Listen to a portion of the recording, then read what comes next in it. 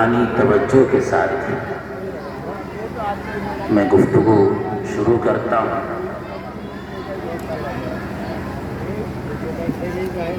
اللہ رب العزت نے آیت کریمہ میں نفس کی قسم کھائی ہے اور نفس کو بنانے کی قسم کھائی ہے،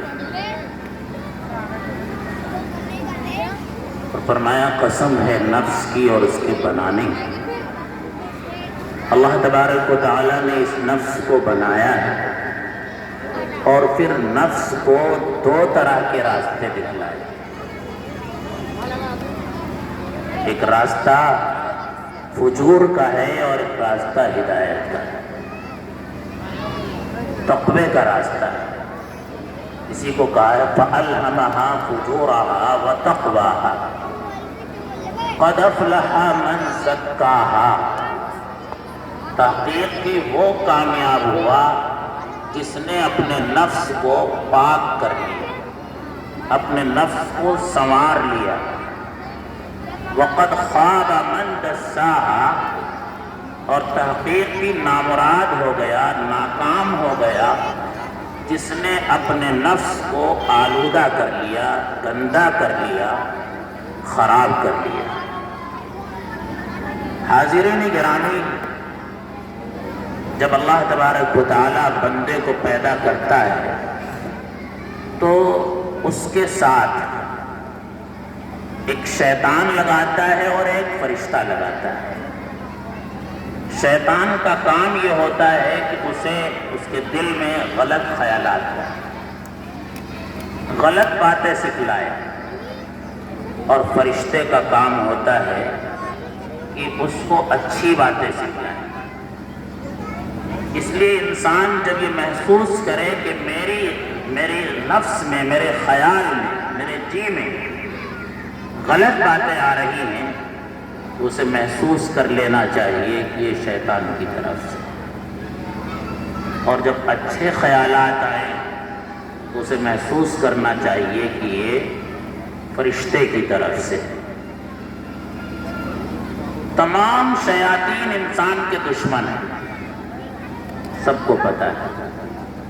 جو بات بھی شیطان سکھلائے گا وہ دشمنی میں سکھلائے گا، وہ نقصان پہنچانے کے لیے سکھلائے گا، وہ ناکام بنانے کے لیے سکھلائے گا۔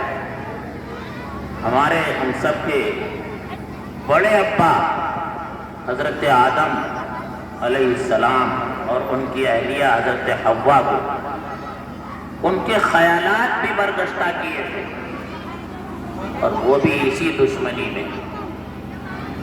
تو محترم بزرگوں اور دوستو، جب ہمارے ذہن میں غلط خیالات آئیں، گناہ کے خیالات آئیں، تو ہمیں اس کو جھٹک دینا چاہیے اور اس سے بچ جانے کی کوشش کرنی چاہیے۔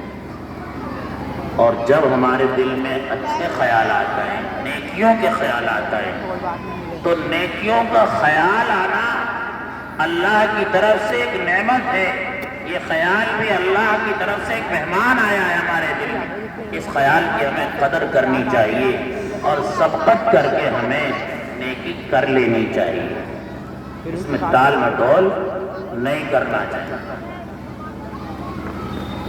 اب ہمیں دیکھنا ہے، اپنے نفس پر غور کرنا ہے کہ اس نفس کو ہم نے پاکیزہ بنایا ہے یا ہم نے آلودہ اور گندا کر رکھا ہے۔ نفس تین طرح کے ہیں۔ ایک نفس تو ہوتا ہے اعلیٰ درجے کا، سب سے اعلیٰ درجے کا، اس کو کہتے ہیں نفس مطمئنہ، جو نیکیوں کا عادی ہو اور وہ گناہ کی طرف اس کا میلان نہ ہو زیادہ۔ اگر میلان ہو بھی تو اس کو جھٹک دیتا ہو، تو اس کا نفس مطمئنہ ہے۔ اور ایک نفس ہے نفس لوامہ۔ نفس لوامہ وہ نفس ہے کہ دل میں گناہ کرنے کے بعد یہ خیال آئے کہ تجھے یہ کام نہیں کرنا چاہیے، تو نے اللہ کے خلاف بغاوت کی ہے، توبہ کر لے، معافی مانگ لے، ورنہ تیری خیریت نہیں ہے۔ یہ نفس لوامہ ہے، اور ایک نفس ہے نفس امارہ، جس نفس کا کام یہ ہے کہ وہ گناہوں پہ ابھارتا رہتا ہے، گناہوں پر آمادہ کرتا رہتا ہے۔ اگر ہم نے اپنے نفس کو چھوٹ دے دیا تو یہ ہمارا نفس امارہ بنا رہے گا۔ اس لیے اپنے نفس کی نگرانی کرنے کی ضرورت ہے۔